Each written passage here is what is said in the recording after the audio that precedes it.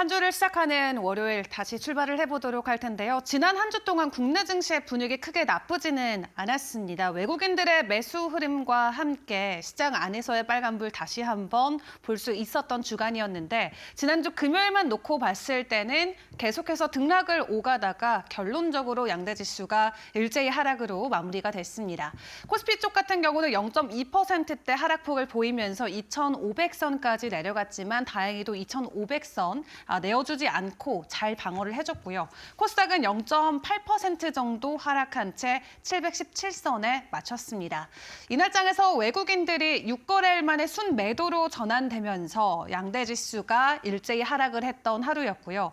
이날장에서 굉장히 중요했던 미국의 고용지표 발표를 앞두고 있었던 만큼 관망 심리가 시장에는 그대로 작용이 된 채 일제히 하락세가 이어졌습니다. 다만 지난 한 주 내내 오름폭을 키웠던 국내 증시이니만큼 단기 상승에 대한 차익 매물 출회다라고 시장은 풀이를 하고 있는데요. 이날장에서 강했던 테마를 놓고 봤을 때는 52주 신고가 조선 관련주들에게서도 일제히 찾아볼 수가 있었고 외국인과 기관들도 다양한 기업들로 매수 흐름이 이어졌던 하루였다고 생각을 해볼 수가 있겠습니다.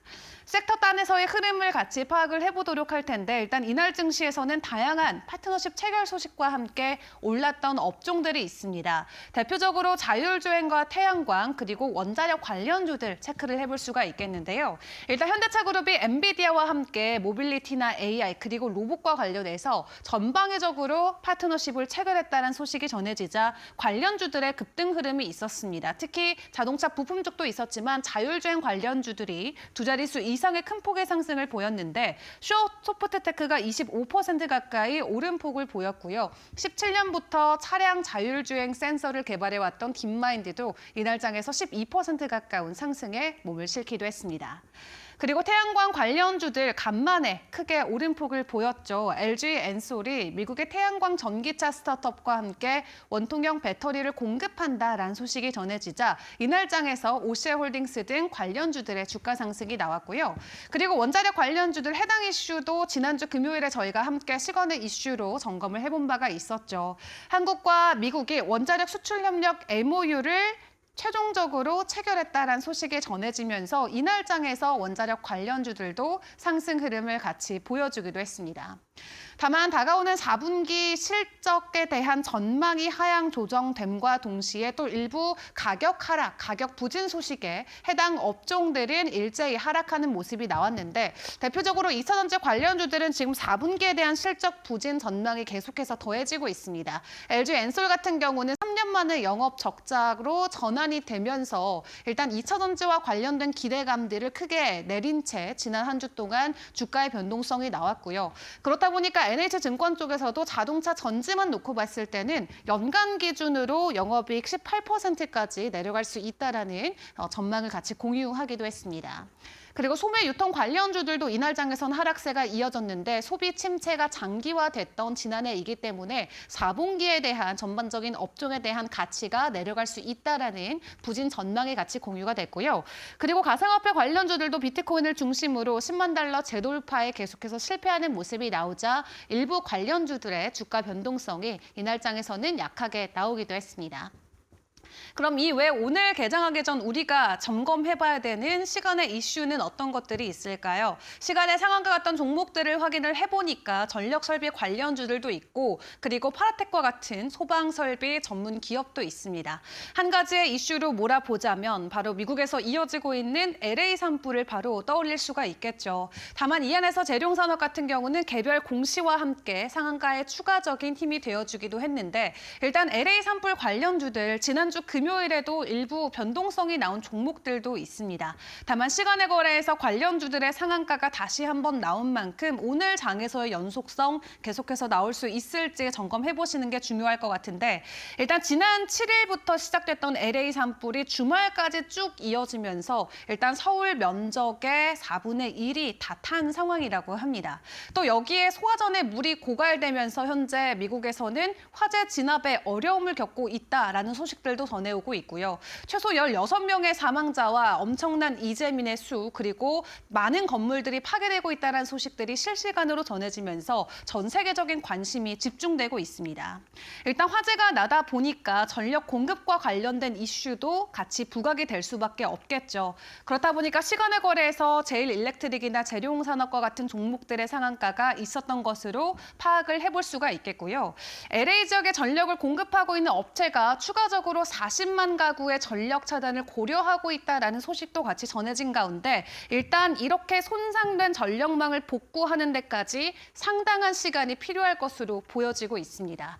때문에 오늘도 전력 관련주들 그리고 이 파라텍과 같은 소방이나 스프링클러 관련주들의 변동성 같이 체크해 보시는 게 중요할 것 같고요. 그리고 공기청정 관련주가 지난주 금요일에 일부 변동성을 보였던 만큼 해당 이슈가 마무리되는 국면이 아니고 계속 진행되고 있는 상황 가운데 이번 주 안에서의 연속 시세성도 계속해서 주목해 보시는 게 중요할 것 같습니다. 자, 그리고 지난주 CES를 잘 마무리하고 이제 이번 주 들어서 우리가 중요하게 봐야 되는 건 바로 JP모건 헬스케어 컨퍼런스가 되겠습니다. K바이오 기업들이 총 출동하는 컨퍼런스인 만큼 관련주들에 대한 기대감이 지난주부터 주가에는 반영이 된 채 움직임을 보여왔었죠. 키워드 크게 5가지로 나눠볼 수가 있겠습니다. 일단 이번 컨퍼런스에서는 비만 치료제 관련 쪽, 그리고 M&A, 인공지능, 그리고 ADC와 CDMO 관련된 종목들을 집중적으로 점검해 보시는 게 중요할 것 같습니다. 또 일부는 여기에 추가적인 트럼프와 관련된 정책 변동성으로 인해서 일부 관련주들의 움직임을 체크해야 된다는 코멘트들도 나오고 있는데요. 일단 이번 컨퍼런스를 놓고 기대 포인트 크게 2가지 체크를 가능해 보입니다. 해당 참여 기업들의 가시적인 성과 발표, 어떻게 움직일 수 있을지, 그리고 긍정적인 성과와 함께 전반적인 온기가 섹터에게도 흘러갈 수 있을지 체크를 해보시고요. 또 현장에서 파트너십과 기술 이전과 관련된 신규 계약 체결 소식도 기대를 해보시는 게 중요할 것 같은데 유한양행 같은 경우도 JP모건 헬스케어 컨퍼런스를 통해서 대규모 기술 이전 소식들을 전해오면서 제약바이오 관련주들의 상승을 이끈 바 있었죠. 해당 분위기와 기조가 올해도 그대로 연출이 될지 같이 챙겨보시고 일단 이번 컨퍼런스의 주인공 여러 기업들 생각을 해볼 수 있겠습니다만 일단 업계에서는 삼성바이오로직스 그리고 셀트리온에 집중해보자 이야기하고 있습니다. 500개가 넘는 기업들이 참가하는 가운데 그랜드 볼룸에서는 한국 기업으로는 삼성바이오로직스와 셀트리온 대표적으로 체크를 해볼 수가 있겠고요. 삼성바이오로직스 같은 경우는 공장 완공과 관련된 부분에 대한 업데이트가 나올 것으로 보여지고 있고 두 기업 모두 ADC와 관련돼서 신약 파이프라인 공개까지 준비가 돼 있는 만큼 추가적인 소식들 계속해서 지켜보시는 게 중요할 것 같습니다. 또 그 외 주요 발표를 이어가는 국내 기업으로는 클래시스와 휴젤 그리고 브릿지 바이오테라퓨틱스까지 챙겨볼 수 있겠는데 이 마지막 기업 같은 경우도 메인 트랙에 같이 쓴다라고 하니까 해당 발표를 통해서 전해지는 소식들 주가에는 민감하게 반영될 수 있다는 거 주의를 해보시면서 오늘 제약바이오 관련주들의 변동성도 같이 주목을 해보시면 좋겠습니다. 마지막으로 이번 주의 주요 일정들도 정리를 해보도록 할 텐데요. 일단 이번 주에는 JP모건 헬스케어 컨퍼런스를 시작으로 미국 쪽에서 중요한 인플레 지표들이 발표가 됩니다. 지난주 금요일 미국 증시가 굉장히 중요한 고용 빅 위크를 지냈다면 이번 주에는 인플레이션 위크가 될 것 같은데 화요일에는 PPI 그리고 수요일에는 CPI가 발표가 됩니다. 또 여기에 소매 판매까지 같이 겹치기 때문에 미국 안에서의 금리 인하 기조 정말 이대로 없어지는 게 되는 것일지 시장의 변동성 주목해 보시는 게 중요할 것 같고요. 그리고 한국 쪽에서는 목요일에 금통위 일정이 있습니다. 이번에는 금리 인하와 관련된 강한 전망들이 나오고 있는 가운데 금리를 둘러싼 시장 안에서의 변동성 잘 대비를 해보시는 게 중요할 것 같습니다. 그리고 이번 주부터 미국도 본격적인 실적 빅 위크로 들어가게 되는데 일단 우리가 가장 중요하게 보는 기업들 같은 경우는 1월 마지막 주에 실적 준비가 돼 있습니다. 엔비디아 같은 경우는 2월 26일로 가장 늦게 발표하는 빅7 기업이 될 것 같고요. 그 외에도 주요 일정들이 쭉 준비가 돼 있는 만큼 일단 1월 달은 바쁘게 소화해야 되는 이벤트와 이슈들이 많이 존재합니다. 그렇기 때문에 저희가 매일매일 주요 일정과 이슈들을 점검해보는 게 중요할 것 같고요. 일단 지난주 금요일에는 약세로 마무리가 됐던 국내 증시인데 뉴욕 증시도 부진했던 끌렸던 흐름이 이어졌던 가운데 오늘 국내 증시는 어떤 부분에 조금 더 집중을 해줄까요? 오늘의 개장 상황 저희 이데일리 TV와 계속해서 점검해 보시길 바라겠습니다. 이번 주 국내 증시 개장 전 뉴욕 증시 다시 한번 정리해 보도록 하겠습니다. 일단 금요일장 하방 압력을 강하게 받은 하루였습니다. 3대 주요 지수 모두 1% 이상, 그리고 1.5% 이상씩 하락하는 그런 모습들 확인할 수가 있겠고요. 이로써 주간 기준으로도 3대 주요 지수 모두 다 큰 폭의 하락률을 기록했습니다. 다우가 2% 넘게, 그리고 나스닥과 S&P 500 지수도 각각 3.5%가량, 2.6%가량 내림세를 보인 한 주였습니다. WTI와 금값은 지난주 금요일장에서 크게 상승을 했고요. 일단 금요일장에서 이렇게 하방 압력을 야기했던 건 강했던 12월 고용 보고서가 되겠습니다. 비농업 고용이 25만 6천 건 증가하면서 예상치를 정말 크게 뛰어넘는 수치를 공개했는데요. 실업률도 4.1%로 전달에 비해서 또 0.1%포인트 하락하는 모습을 보였습니다. 이렇게 고용 시장이 강하다, 즉 경제가 강하다라는 논리로 이어지면서 10년물 국채금리 4.75%를 돌파하는 등 2023년 이후 최고치로 급등하기도 했고요. 여기에 더해서 인플레의 반등 신호가 감지되는 것도 시장의 불안 요인 중 하나였습니다. 1월 미시간드 소비자 심리지수가 공개됐는데요. 73.2로 다우의 예상치였던 74를 하회했죠. 하회했다라는 점에서 지금 소비자의 심리지수, 소비자의 신뢰가 그렇게 강하지 못하다라는 것을 알 수가 있었는데, 이것보다도 중요했던 건 1년 기대 인플레이션이 2.8에서 3.3%로 올랐다라는 거고요. 게다가 5년 기대 인플레이션이 2008년 6월 이후 최고치를 기록했다라는 겁니다. 이로써 고용은 강하고 인플레 반등 신호도 감지되다 보니까 미 연준이 기준금리를 인하하지 않을 수도 있겠다라는 그런 해석으로 이어지면서 시장이 또 추가적인 하방 압력을 받기도 했죠. 그렇게 하방 압력을 받았던 금요일장 히트맵으로 확인을 해보도록 하겠습니다. 내린 종목들이 빨간색으로 표시가 되어 있는데요. 오른 종목은 초록색으로 표시가 되어 있고요. 그런데 초록 표시된 종목들이 몇 개 없죠. 그만큼 전방위적으로 하방 압력을 크게 받았던 금요일장이 되겠습니다. M7 종목들도 대체로 다 하락했습니다. 애플이 2.41%, 마이크로소프트가 1.32%, 엔비디아는 3% 하락하면서 다른 반도체주도 큰 폭의 하락률을 기록하는 모습이었고요.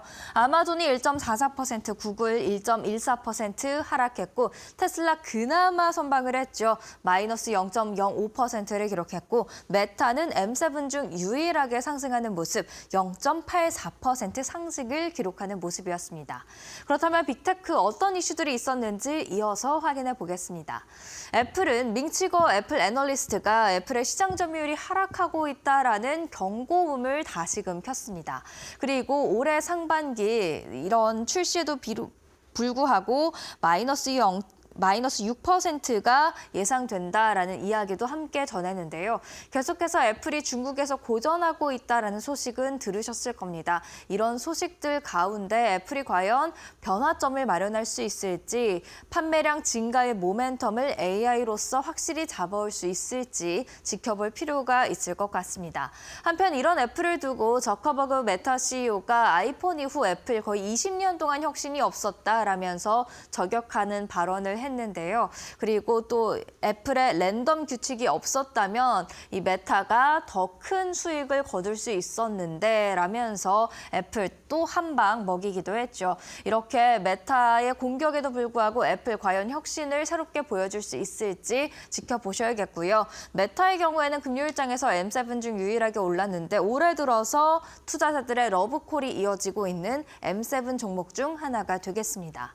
엔비디아 3% 하락했죠. 스태티스타가 생성형 AI 시장이 향후 10년 동안 10배 성장한다라는 통계 자료를 제시했습니다. 그 중심에 있는 게 엔비디아이기 때문에 다시 한번 조정을 겪은 뒤 상승 모멘텀을 차지할 수 있을지 체크해 보셔야겠고요. 테슬라 0.05% 하락했습니다. 하지만 지난 5거래일 동안에는 3.47% 오르면서 선전하는 모습을 보였습니다. 이렇게 빅테크 한번 살펴봤고요. 그리고 지난주부터 실적을 공개하는 기업들이 하나둘씩 본격적으로 나타나고 있습니다. 그중 하나가 월그린스 부츠 얼라이언스인데요. 27% 이상의 강한 상승률을 기록을 했죠. 호실적을 기록하는 모습이었고요. 다만 운영비 절감 노력을 어떻게 이어갈지에 대해서는 계속해서 체크가 필요할 것 같습니다. 금요일장에서 이렇게 강하게 올랐음에도 불구하고 1년 단위로 보면 여전히 40% 이상의 큰 하락률을 기록하고 있기 때문이죠. 특히 약국 체인의 부진으로 지금 월그린스 부츠 얼라이언스의 주가가 발목이 잡혀 있는 상황인데 약국 매각설이 나오기도 했었죠. 그 부분 계속해서 팔로우할 필요가 있을 것 같습니다. 델타항공 9%가량 오름세를 보였습니다. 호실적 기록했고요. 강한 가이던스까지 더해지다 보니까 주가 바로 반응하는 모습이었습니다. 반면 컨스텔레이션 브랜드 이렇게 여러 가지 주류 브랜드를 가지고 있는 업체가 되겠는데 17% 이상의 급락세 나타냈죠. 주당 3.25달러 흑자를 기록하긴 했습니다만 예상치에 못 미쳤다라는 분석에 지금 실망 매물이 시장에 쏟아진 것으로 분석됩니다. 그리고 이렇게 어닝 시즌 스타트를 끊어준 가운데 이번 주부터 본격적인 어닝 시즌에 돌입하게 됩니다. 대형 금융주죠. 골드만삭스, 웰스파고, JP모건, 시티그룹, 모건스탠리와 뱅크 오브 아메리카까지 대형 금융주를 시작으로 이번 주 본격적인 어닝 시즌에 들어가게 되는데요. 이번 주에만 약 S&P 500 중에서 20개 기업들이 실적을 발표할 예정이고요. 팩트셋에 따르면 지난해 4분기 실적 성장률이 전년 동기 대비 12% 정도로 예상된다라는 것이 나와 있으니까요. 과연 이 예상치에 부합한 기업 실적들이 나올지 한번 지켜보시죠. 그렇다면 금융주의 이야기 조금 더 해보도록 하겠습니다. 일단 수요일 개장 전에 실적을 발표하는 곳들입니다. JP모건, 골드만삭스, 웰스파고, 시티그룹이 되겠는데요. JP모건과 골드만삭스는 전년 동기 대비 각각 35%, 50%의 순이익 성장이 기대가 되는데 투자가 활발했던 만큼 순이익이 기대된다라는 분석이 나와 있고요. 웰스파고도 지난해 많이 올랐습니다. 하지만 이런 모멘텀이 오래 이어질지 가이던스 체크해야 된다라는 이야기 나와 있습니다. 시티그룹은 턴어라운드 중에 있다라고 하는데요. 그런 만큼 올해 CEO나 CF가 어떤 이야기를 하는지 가이던스가 굉장히 중요하게 작용할 것이다라는 분석들 나와 있습니다. 목요일 개장 전에는 모건스탠리, 유나이티드 헬스그룹, 유일한 헬스케어주가 되겠죠. 그리고 뱅크 오브 아메리카가 실적을 공개하는데요. 일단 모건스탠리 전년 동기 대비 순이익 2배 증가할 것으로 기대가 되고 있고요. 뱅크 오브 아메리카는 지난해 31% 상승에도 불구하고 다른 대형 금융주보다는 상승률이 조금 뒤처져 있습니다. 그런 만큼 올해 전략과 가이던스 중요하게 보셔야겠고 이런 가이던스를 바탕으로 다시금 주가 수익률 다른 금융주를 따라잡을 수 있을지가 관전 포인트다라는 이야기 나와 있습니다. 유나이티드 헬스는 정책 영향을 많이 받게 될 텐데요. 트럼프 2기를 앞두고 정책 불확실성이 있기 때문에 최근 좀 주가 흔들림이 있었는데 이에 대해서 어떻게 대응할지가 중요하다라는 코멘트 나와 있습니다. 그렇다면 이번 주 일정도 한번 체크를 해봐야겠죠. 중요한 일정들입니다. 지난주는 고용 빅 위크였다면 이번 주는 물가 빅 위크가 되겠습니다. 인플레 반등 신호가 지금 미시간대 소비자 심리지수에서 약간 감지됐기 때문에 실제 구체적인 수치를 통해서 반등하는 것인지 아니면 지금 수준에서라도 안정화 단계에 접어드는 것인지 분명히 할 필요가 있겠는데요. 일단 현지 시간 13일에 뉴욕 연은의 기대 인플레이션이 동일하게 나오고 14일에 12월 생산자 물가지수 PPI가 공개됩니다. 소비자 지수의 선행 지표격이어서 매우 중요하게 바라보고 있고요. 같은 날 캔자스시티 연은 총재의 연설도 예정돼 있습니다. 이어서 다음 날인 수요일에는 12월 소비자 물가지수 CPI가 공개되고요. 그리고 4명의 연은 총재 연설이 연달아서 나오는 만큼 이런 발언들이 시장에 어떤 영향을 줄지 체크해 보셔야겠습니다. 그리고 미국의 경기 동향을 알려주는 연준의 베이지북도 같은 날 여러 연설과 함께 나오게 되고요. 그리고 16일에는 주간 실업수당 청구 건수가 공개가 될 예정이고요. 같은 날 12월 소매 판매가 나올 예정인데 일단 고용 보고서를 통해 미국 경제가 강하다라는 것은 확인은 했죠. 그런데 소매 판매도 정말 강하게 나올지 더블 체크가 필요할 것 같습니다. 미국의 경제 3분의 2는 소비가 책임지고 있기 때문에 소매 판매가 강하다고 한다면 정말 경제가 강하다는 것을 의미하면서 또 또다시 10년물 국채 금리에 영향을 줄 수 있기 때문입니다. 금요일에는 특별한 일정이 없습니다. 참고하시면 좋을 것 같습니다. 이렇게 뉴욕 증시 이번 주까지 준비해보는 시간 가졌는데요. 과연 뉴욕 증시의 지난주 흐름이 이번 주 국내 증시에 어떤 영향을 줄지, 특히 높아진 국채 금리가 국내 시장에는 어떤 영향을 줄지 체크하면서 대응이 필요할 것 같습니다.